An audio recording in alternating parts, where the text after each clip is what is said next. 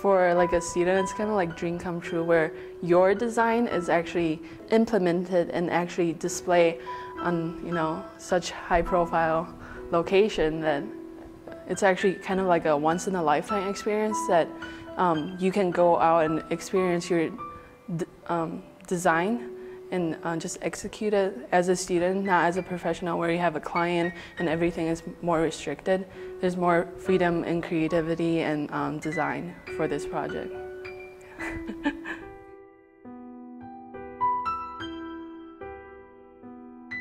I thought the lighting was pretty amazing. It was just cool to see the lights flickering up on top all the way through, and then walking up and down the mall. You can just see our house standing out, looking in the windows. You can see all those lights flashing. I think the lighting design was spectacular. You can't help but be affected by the quality of the lighting. It gives you this kind of underlying impression of the space and ambiance. And so it's more than just a contest. It really affects everything.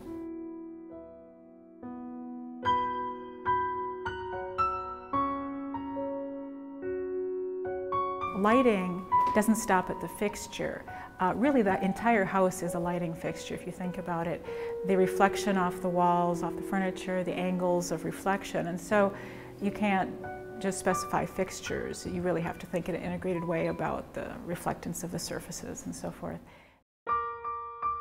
One thing it was very basic and simple, where it ties back to our concept of an icon, whereas we kept the traditional aesthetics of how a house lighting should look like, but we still implemented the new technology that is out there, which is the LED lighting. The engineering team came to us and say, you know, just use 500 watts of lighting budget for you. That's all you have. Josh Quinnell, who was the lead energy modeler, and his team set the lighting budget. That was important place to start. If we had just started from aesthetic criteria, we might not have gotten to where we did in the efficiency, but this really set the target for efficiency. I think that 500 watt was a selling point for our presentation as far as to the judges and also to the general public, that, you know, you can still have a beautiful lighting with a low energy budget. The reason that we won lighting was not just our lighting budget, although that was fantastic. It wasn't just our beautiful lighting layout. We had beautiful lighting over the table. We had the lighting that happened up in the loft area. We had the exterior lighting. I think it was also the day lighting. I know the judges were very impressed with our day lighting and our openness of our house to the outdoors. So the floor plan itself is kind of a linear arrangement, where we have a kitchen, a dining room, and a living room. And so we really think about this as a spectrum of different light conditions. So from the one end in the kitchen, where it's a very dynamic space, you have an entrance and exit from the building out to your deck.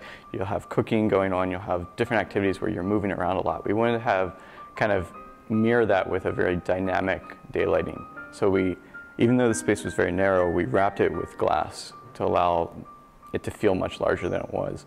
It also allows very dramatic changes in the daylight. So in the morning, because it's facing east, you have direct light that comes into the house and actually illuminates the entire length of the house. Then when we came over to the living area, where you have a TV and we have our work surface with a desk and a computer, you start to have these visual issues if you have a lot of dramatic light. You got TV screen, computer screen that you're trying to concentrate on, and so you really don't want to have harsh, direct sunlight that can produce a lot of glare.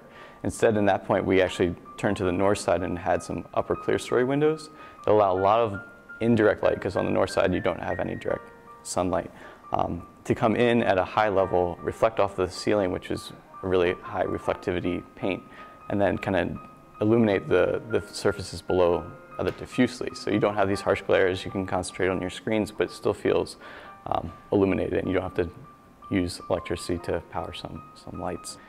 Maybe after the presentation, maybe we had a better feeling, like maybe top 5, maybe top 3. So we were in a raincoat, soaking wet. The rest of the team was, you know, getting some rest, which they needed. And we were in the, under the pavilion, and they were announcing the award winners. And so we had brought that little sculpture in a plastic bag and kind of hidden it, because Joe had thought it would be a good visual aid if we won. And so they started describing third place team, and we knew for sure that that wasn't our house. You know, it just didn't sound like anything we had done, and it turned out it wasn't us. And so we were a little disappointed because we thought third place was probably a good goal for us. Second place winner, they started announcing who it was going to be, and they don't say the university, they say everything about the house and, you know, leave you to decide if it's going to be you. So we got a few into that and then decided it wasn't us, so we were really bummed. So I told Joe, I said, we are going to win. He said, no, we're not, no, we're not. I said, we are winning. I tell you, we're winning.